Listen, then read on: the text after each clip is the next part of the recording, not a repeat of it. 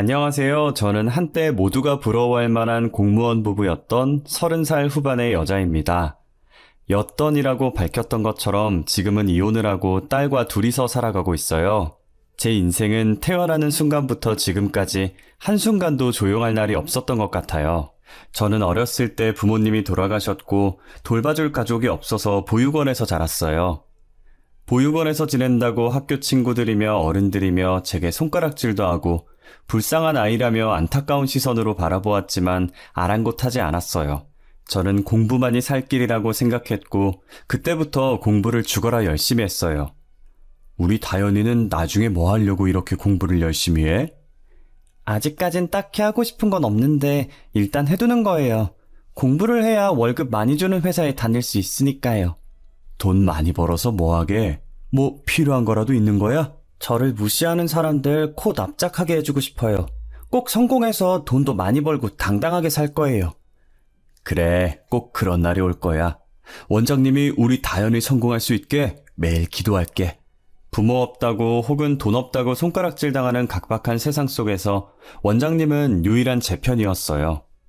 제가 공부에 집중할 수 있게 동생들을 조용히 시켜주시고 고3 땐 일부러 독방도 만들어주셨어요. 저는 원장님의 세심한 배려로 코피가 터지도록 열심히 공부를 해서 고등학교를 졸업하고 바로 공무원 시험에 합격을 했어요. 원장님, 저 공무원 시험 합격했어요. 공무원 시험 어렵다던데 어떻게 한 번에 합격을 한 거야? 하긴 너 공부하는 거 보면 독하긴 하더라. 진짜 너무 잘 됐다. 그동안 감사했어요, 원장님. 제가 종종 찾아올게요. 항상 건강하세요. 그리고 어디 가지 마시고 여기에 계셔야 돼요.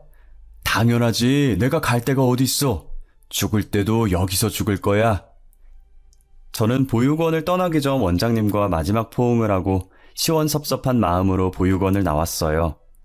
제가 평일에 공부하고 주말에 아르바이트를 하면서 모은 돈으로 조그만 방을 구했어요. 얼마 안 되는 돈이라 집은 구할 수 없었고 당분간 찜질방에서 지내야 하나 했는데 운 좋게 좋은 집주인을 만났어요. 집주인은 제 사정을 듣더니 짠했는지 보증금을 많이 깎아주셨어요. 공무원 시험 합격 후 주민센터에서 일하면서 악착같이 돈을 모으기 시작했어요. 직원들은 결혼하려고 돈 모으는 거냐고 물어봤지만 저는 결혼을 생각할 여유가 없었어요. 결혼할 여유는 무슨 연애할 여유조차 없어서 당시 한 번도 연애를 해본 적이 없었어요. 제가 이번 생에 연애를 할 것이라는 상상조차 하지 않았어요. 그런데 집신도 짝이 있다는 말이 있듯이 저한테도 맞는 짝이 있었나 봐요. 그것도 제가 일하고 있는 주민센터에서 말이에요. 맞아요. 저는 같이 일하는 동료와 눈이 맞아 결혼을 했어요. 여기 커피요. 혼자 뭘 그렇게 바쁘게 일해요. 누가 보면 여기 일은 다현 씨가 다 하는 줄 알겠어요. 쉬엄쉬엄 해요. 직원들 쉴 때 같이 쉬고 일할 때 같이 일하자고요. 커피 감사합니다. 그냥 쉬면 안 될 것 같다는 느낌이 들어서요. 사람들이 그러잖아요. 공무원들은 놀 거 다 놀면서 쉽게 돈 받는다고. 그래서 다들 공무원 하려고 난리인데. 그러니까 다현 씨도 저희 쉴 때 좀 쉬세요. 남편은 매번 직원들이 쉴 때 제게 와서 커피를 건네주곤 했어요. 항상 같이 쉬자면서 제가 하던 것들을 다 내려놓게 하고 빈손에 커피를 쥐어주었어요. 저한테 남편은 제 손에 들려있는 따뜻한 커피 같은 존재였습니다. 어느 순간부터 남편을 보면 가슴이 떨리더니 눈도 제대로 못 마주치겠더라고요. 남편은 제가 계속 허공을 보고 이야기하자 내 얼굴을 붙잡고 자신과 눈을 마주치게 하더라고요. 사람 눈을 보고 이야기해야지. 왜 계속 딴 곳을 보고 이야기해요? 제가 저기 있어요? 그런 게 아니라 너무 떨려서. 뭐라고요? 잘 안 들려요. 그렇게 작게 말하면 제가 어떻게 알아들어요. 다시 말해봐요. 방금 뭐라고 했어요? 지성 씨만 보면 떨린다고요. 됐어요? 저의 갑작스러운 고백에 남편은 아무 말도 못하고 제 얼굴을 잡은 채로 눈만 꿈뻑이더라고요. 그래도 직원들이 간식 사러 다 밖에 나가서 없는 상태라 제 고백을 들은 사람은 남편뿐이었어요.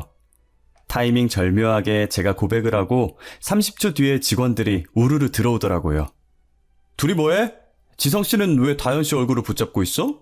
둘이 뭐야? 제 눈에 뭐가 들어가서 지성 씨가 불어주고 있었어요. 에이, 그런 거였어? 난 또 뭐 둘이 연애하는 줄 알았지. 둘이 되게 잘 어울려. 맞아요. 두 분 진짜 잘 어울리세요. 가끔 직원들끼리 두 분 사귀었으면 좋겠다고 얘기하고 그랬는데. 직원들의 말에 저희 둘은 빠르게 떨어졌고 각자 자리에서 일하는 척 했어요. 그날은 어찌나 시간이 느리게 가던지 퇴근까지 2시간 남았는데 마치 2년이 남은 것 같았어요. 저는 퇴근 시간 되면 바로 튀어나가려고 10분 전에 미리 짐을 챙기고 있었어요. 그러다 퇴근 시간이 됐고 그대로 가방을 들고 뛰어나가려는데 남편이 뒤에서 부르더라고요. 저는 그대로 굳어서 대답도 안 하고 가만히 앞만 보고 서 있었어요. 뒤에서 누군가 다가오는 소리가 들렸고 남편이 제 옆으로 와서 멈추더라고요. 가만히 서서 뭐해요? 가요. 계속 여기 있을 거예요? 아, 네네. 가야죠. 그럼요. 저는 남편의 말에 어색하게 웃으면서 뒤를 따라갔어요.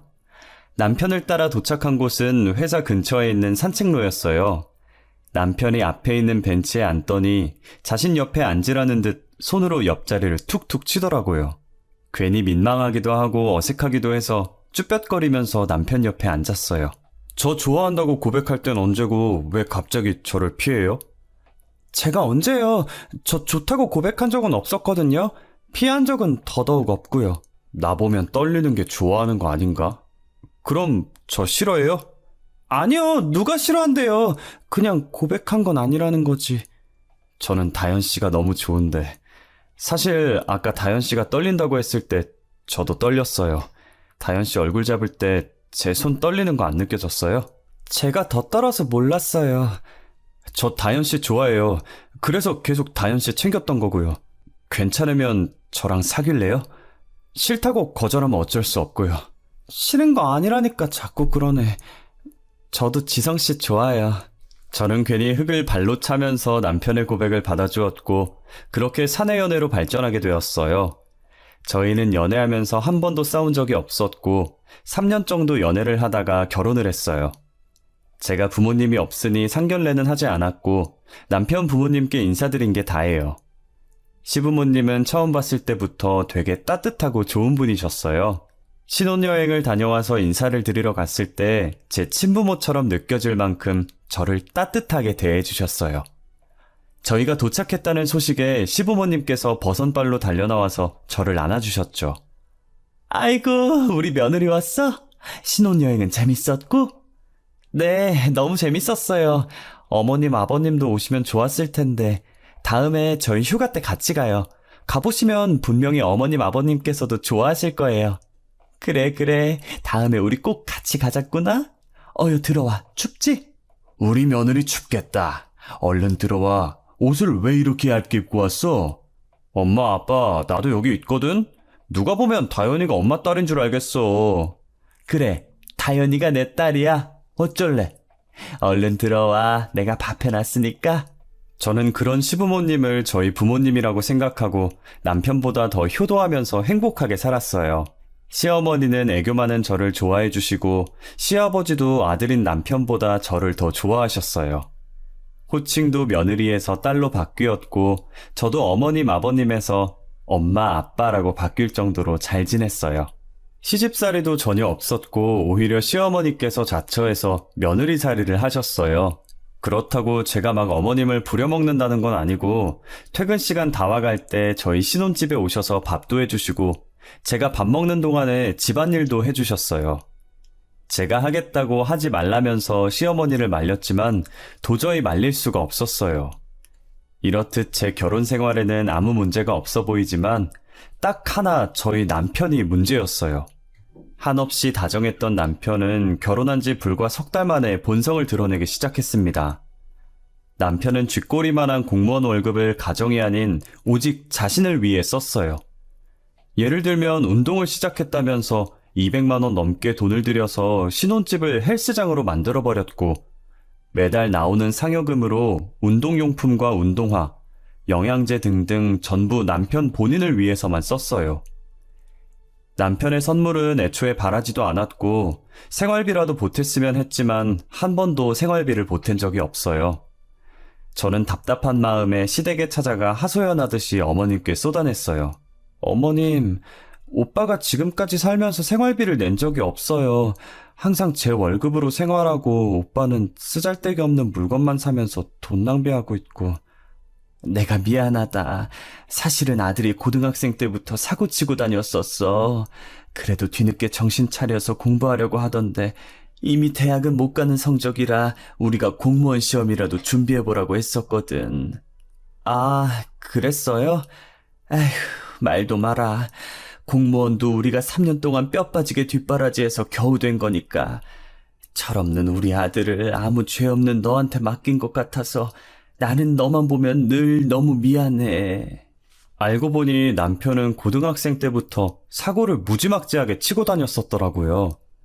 고3 때 뒤늦게 정신 차려서 공부하겠다고 하는 바람에 이미 대학은 못 가는 성적이고 공무원이라도 하라면서 시부모님이 남편 공무원 준비를 열심히 도와주셨대요. 정신 차리고 직장도 잘 다니길래 결혼하고 나서는 더 잘 살 줄 알았는데 어떻게 다시 예전으로 돌아갔냐며 어머님도 한숨을 쉬시더라고요. 시어머니는 제게 몇 번이나 미안하다고 면목이 없다고 하셨어요. 이게 어머님 잘못은 아니니까 미안해하지 말라고 했죠.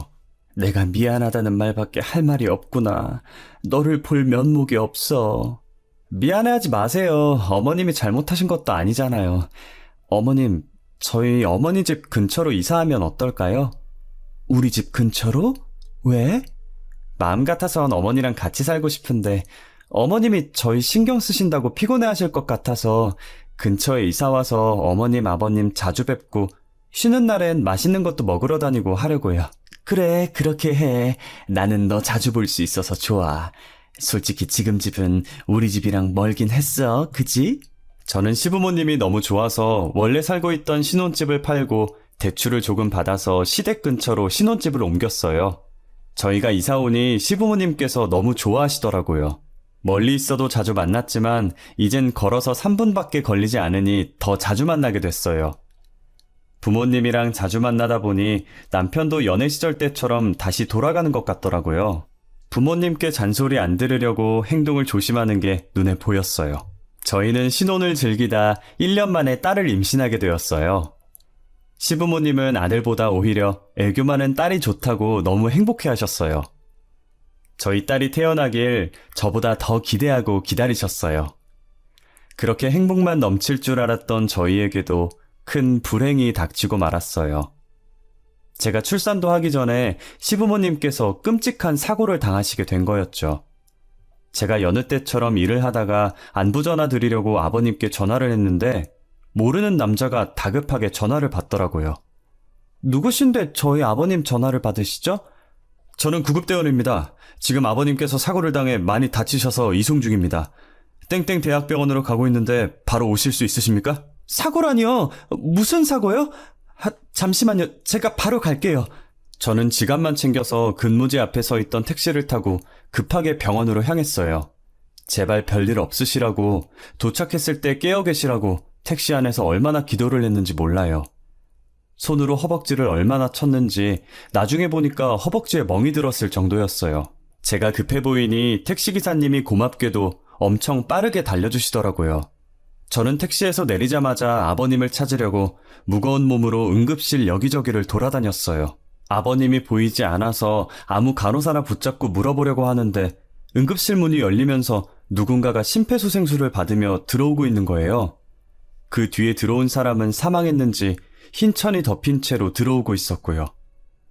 혹시나 아버님이지 않을까 다가갔는데 심폐소생술을 받고 있으신 분이 아버님이시더라고요. 저는 소리를 지르며 같이 들어온 구급대원을 붙잡고 어떻게 된 건지 물어봤어요. 이게 어떻게 된 거예요? 저희 아버님이 왜 이러는 거예요, 네? 고속도로에서 사고가 났어요. 트럭이 옆차선에서 끼어드는 바람에 사고가 났는데 어머님께서는 그 자리에서 바로 사망하셨고 아버님께서는 아직 숨이 붙어 계시지만 위험한 상태예요. 네? 누가 사망했다고요? 어머님이요? 저희 어머님 말씀하시는 거예요? 네, 트럭이 급하게 꺾는 바람에 조수석에 앉으신 분께서 제일 피해를 입으셨어요. 그럼 저희 어머님은 지금 어디에 계세요? 그게 지금 바로 뒤에... 아까 심폐소생술을 받으며 들어오던 아버님 뒤에 흰 천이 덮인 채로 들어온 침대 하나가 있었잖아요. 그 침대에 누워 계시던 분이 바로 저희 어머님이셨어요. 저는 떨리는 손으로 흰 천을 걷어서 얼굴을 확인했는데 저희 어머님이 맞으시더라고요. 어머님이라는 걸 확인하자마자 남편이 뛰어왔고 저는 그대로 기절을 했어요. 깨어났을 때 바로 어머님 장례식에 가려고 했지만 안정을 취하지 않으면 뱃속의 아이까지 잘못될 수도 있다는 의사의 말에 어머님 장례식을 지켜드리지도 못했어요. 저는 일주일 정도 안정을 취한 다음 시아버지를 뵈러 갔는데 시아버지는 수술을 했지만 식물인간이 되어 움직이지를 못하시더라고요. 저는 어차피 딸 출산일까지 얼마 남지 않아서 미리 육아휴직을 썼고 식물인간이 된 시아버지를 병간호해드렸어요. 한 달 후 제가 딸을 낳고도 아버님은 여전히 일어설 가망이 없어 보였어요. 그렇게 한 달이 반년이 되었고 반년이 1년이 되었어요. 이제 그만해. 당신 그만큼 했으면 됐어. 이 정도 했는데도 못 깨어나시는 거면 영영 못 깨어나시는 거야. 무슨 말을 그렇게 해. 당신 낳아주신 분 아니야? 당신은 그런 말 하면 안 되는 거 아니냐고. 자식이니까 이런 말 할 수 있는 거야. 그러니까 이제 그만 포기해. 저는 시아버지와 함께한 시간이 고작 1년밖에 안 됐지만 친부모만큼이나 잘해줬던 시부모님을 도저히 포기할 수가 없었어요. 제 친부모처럼 따뜻하게 대해주셨던 분을 또 잃고 나니 세상에 저 혼자 남는 기분이었어요. 그나마 숨이 붙어있는 시아버지라도 잃고 싶지 않았던 저는 임산부의 몸으로 아버님을 간호했었습니다. 공무원 육아휴직 3년을 전부 써서 딸도 키우고 시아버지 병간호도 병행했었죠. 하지만 3년이 지나도 시아버지는 깨어날 기미가 보이지 않았고 저는 다른 근무지로 복직해서 딸을 키우며 시아버지를 케어하고 있었어요. 그렇게 끔찍한 사고로부터 5년이 지났고 결국 시아버지는 식물인간에서 깨어나지 못하고 돌아가셨어요. 시아버지가 돌아가시던 그날 제 세상이 무너진 것 같은 기분이 들었어요. 무슨 정신으로 장례식을 치렀는지 모르겠어요. 지금도 그때 생각해보라고 하면 기억이 통째로 날아가고 없어요. 장례식을 치르고 나서 정말 어이없는 일이 일어나서 그 일 때문에 더 기억을 못하는 것 같기도 해요. 남편은 장례식을 마치고 집에 돌아오자마자 안방에 들어갔다 나오더니 제 얼굴에 종이를 던지더라고요. 주울 기력도 없어서 떨어진 종이를 내려다보니 합의이혼서라는 5글자가 떡하니 적혀있는 거예요. 합의이혼서? 이게 뭐야? 이걸 갑자기 나한테 왜 던져? 그것도 얼굴에. 적힌 그대로야, 합의이혼서. 우리 이혼하자. 이미 내 인적사항은 다 적어놨어. 당신 거만 적으면 돼. 갑자기 이혼이라니? 내가 당신이랑 왜 이혼을 해야 하는데? 나 잘못한 거 없어. 네가 잘못한 건 없지. 근데 더 이상 너랑 살기 싫더라고. 그냥 너가 싫어졌어. 같은 공간에 있는 것도 한 공간에서 같은 공기를 공유하는 것도 싫다고. 뭐? 아니 그게 무슨... 네 성격에 질렸어. 성격뿐인 줄 알아? 너 저기 가서 거울 좀 봐봐. 네 지금 모습을 보라고. 너 뚱뚱하고 자기관리 안 하는 사람이라 너무 싫어. 남편은 혐오스럽다는 표정으로 저를 보면서 제 가슴에 비수를 마구 꽂았어요. 시아버지 돌아가시기 전까지만 해도 잘해줬던 사람이 돌아가시고 나니까 태도가 돌변해서 제게 이혼하자고 하는데 너무 화가 났어요. 너는 자기 관리를 그렇게 잘해서 똥배가 튀어나왔니? 너 어디 가서 웃지 마. 턱 2개 되니까. 누가 누구한테 자기 관리를 안 한대? 나 너랑 이혼 안 해. 아니? 못 해줘. 괘씸해서 이혼 못 해준다고. 야, 너 말 다 했어? 뭐가 어쩌고 어째? 아직 할 말 더 남았다 어쩔래? 너 노안이라 50대로 보여. 내 친구가 전에 그러더라. 시아버지랑 장 보러 왔냐고. 그러니까 너나 관리해. 그리고 내 집에서 나가줄래? 이 집 내가 산 거거든? 저는 소리를 지르면서 합의이혼서를 남편이 보는 앞에서 찢어버렸어요. 남편이 저한테 했던 것처럼 똑같이 찢은 종이를 남편 얼굴에 던졌어요. 그리고 당장 내 집에서 나가라면서 남편을 집 밖으로 내쫓았습니다. 근무지가 달라서 남편 볼 일이 없으니 뒷일 생각 안 하고 막 질렀던 것 같아요. 그러다 며칠 뒤 옛날에 같이 일하던 동료 직원한테 오랜만에 연락이 온 거예요. 지금 자신이 저희 남편과 같은 주민센터에서 일하고 있다면서요. 다현아 잘 지내? 육아휴직 썼다가 복직했다며? 나도 육아휴직 1년 쓰고 복직했는데. 아, 진짜? 둘째 안 낳을 거라고 하더니 결국 낳은 거야? 음, 근데 다현아, 내가 왜 전화했냐면, 이번에 내가 복직한 주민센터에 너네 남편이 있더라? 근데 너네 남편이랑 막내 여직원이 조금 이상해서 말이야. 왜? 무슨 얘긴데 그래? 말해봐. 아무래도 너네 남편이랑 막내 여직원 사이에 뭔가 있는 것 같아. 단둘이 대화하는 걸 우연히 들었는데 사이가 너무 좋아서 불륜같이 느껴지는 거 있지? 뭐? 확실해? 이미 내가 여기로 발령 오기 전부터 센터 내에서 둘이 사귄다는 소문이 돌았었대. 나도 이건 다른 직원들한테 들은 얘기라 확실하진 않아. 좀 더 알아봐야 할 것 같아. 소정아, 미안한데 내가 부탁 좀 할게. 혹시나 둘 사이에 이상한 낌새가 느껴지면 바로 나한테 연락 좀 줘. 진짜 미안해. 동료에게 부탁하고 얼마 지나지 않아 두 사람이 내연 사이가 확실하다는 연락을 받았어요. 알고 보니 남편의 시아버지가 돌아가시길 기다리면서 그동안 저 몰래 바람을 피고 있었더라고요. 몰래 막내 여직원이랑 만나다가 시아버지가 돌아가시자 그 여자와 같이 살려고 저한테 이혼을 요구한 것이었죠. 내가 둘이 이야기하는 거 똑똑히 들었어. 막내가 너네 남편한테 왜 이혼 안 하냐고, 아버지 돌아가시면 자기랑 산다고 하지 않았냐면서 빨리 이혼하라고 하더라. 어쩐지 장례식 마치자마자 내 얼굴에 이혼서를 던지더니 뒤에서 구린 짓 한다고 그랬던 거구만.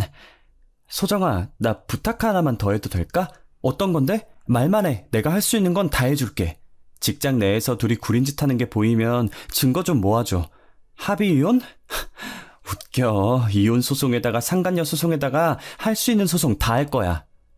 옛 동료 직원은 전 남자친구가 바람핀 전적이 있어서 이런 거 절대 봐주면 안 된다고 자신의 일처럼 열심히 증거를 모아줬어요. 저는 옛 동료 직원의 도움으로 둘의 불륜행각 증거를 모을 수 있었어요.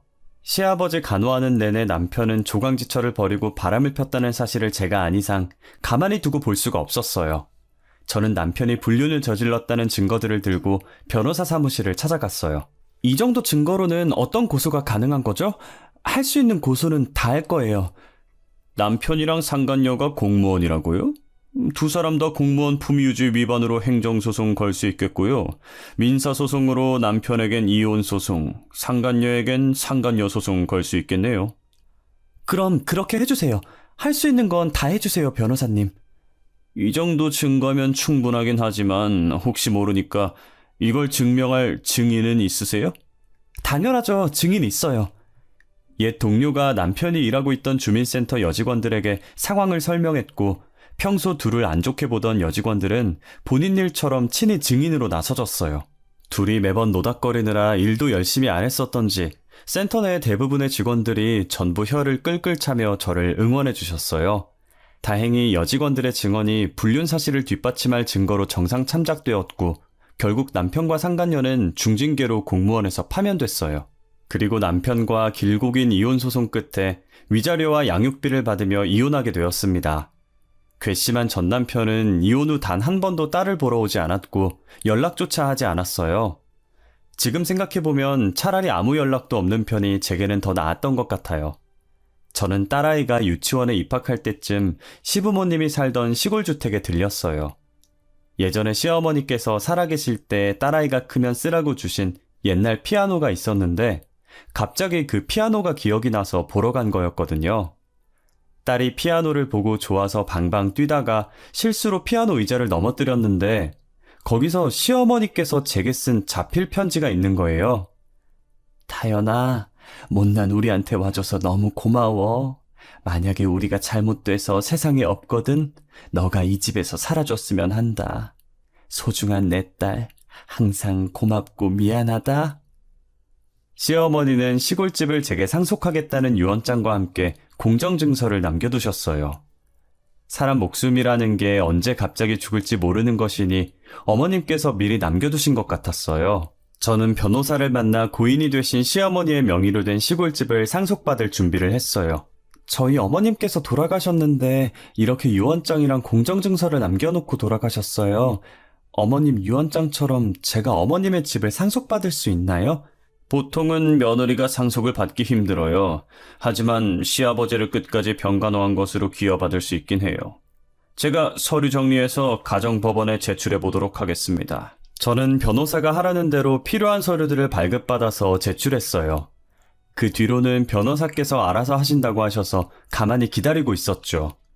그런데 어떻게 알았는지 전 남편이 돈 냄새를 맡고 제게 연락을 했더라고요. 너 우리 엄마 집 상속받아? 네가 왜 우리 엄마 집을 상속받는데? 우리 엄마랑 피도 안 섞인 남주제 왜 네가 받냐고. 그럼 네가 받아야 되니? 양심이라는 게 조금이라도 있으면 이런 말 하면 안 되지. 네 가슴에 손 얹고 생각해봐. 그동안 시부모님한테 네가 어떻게 했는지. 내가 뭘 어쨌는데. 나 아무것도 안 했어. 아무것도 안 한 게 죄야. 살아생전 부모한테 효도 한 번 안 했으면서 어디서 재산 받아갈 생각을 해. 너 다시는 나한테 연락하지 마. 알겠어? 저는 혼자서 시아버지 병간호한 것이 인정되어 어머님이 남기신 시골집을 상속받을 수 있었어요. 하지만 전 남편은 이 판결을 인정하지 못하겠는지 제게 유류분 반환 청구 소송을 걸었더라고요. 다행히 1심과 2심 전부 시어머니가 돌아가신 지 5년도 더 넘어서 남편이 패소를 했고 현재 저는 넓은 시골집에 이사와서 딸과 함께 살고 있어요. 그런데 요즘 따라 제게 모르는 번호로 계속 연락이 오는 거예요. 혹시나 남편일까 싶어서 안 받으려다가 고민 끝에 받아보면 죄다 부동산 직원들이더라고요. 안녕하세요. 하늘부동산입니다. 혹시 이다연 씨 맞으실까요? 네, 제가 이다연인데 부동산에선 어쩐 일로 저한테 연락을 주신 거죠? 다름이 아니라 이다연 씨가 현재 살고 계신 집 주변에 재개발이 돼서 땅값이 많이 올랐어요.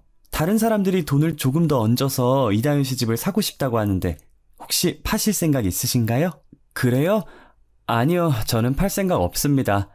이거 정말 좋은 기회거든요. 이다연 씨 집 위치가 너무 좋아서 현재 땅값에서 30%더 얹어주시겠다고 하시는데 정말 생각 없으세요? 이거 놓치면 언제 또 기회가 올지 몰라요. 저는 얼마를 더 얹어주든 팔 생각 없어요. 그럼 이만 끊겠습니다. 부동산에서 계속 집 팔라고 연락이 왔지만 시어머니께서 제게 유언으로 딸아이와 살라고 하셨기 때문에 저는 시어머니 유언대로 절대 팔지 않고 딸이 어른 될 때까지 여기서 살 예정이에요. 제가 죽는 순간에도 어머니 집에서 눈 감을 생각입니다. 다행히 딸이 치료를 열심히 받은 덕분에 지금은 자폐증이 그리 심해지지 않았어요. 아무래도 자폐증은 완치가 없다 보니 다른 아이들과는 확실히 달랐어요. 그래서 유치원에 보내면서 걱정을 많이 했는데 제 걱정과 달리 순박한 시골 아이들이 저희 딸을 잘 챙겨주더라고요. 아이들에게 너무 고마워서 가끔 저희 집에 초대해서 맛있는 것도 많이 해주고 있어요. 저는 앞으로 저희 딸을 위해서 살려고 해요. 제게 가족이자 1호 보물은 딸이에요. 늘 지금처럼 건강하게만 자라주었으면 좋겠네요.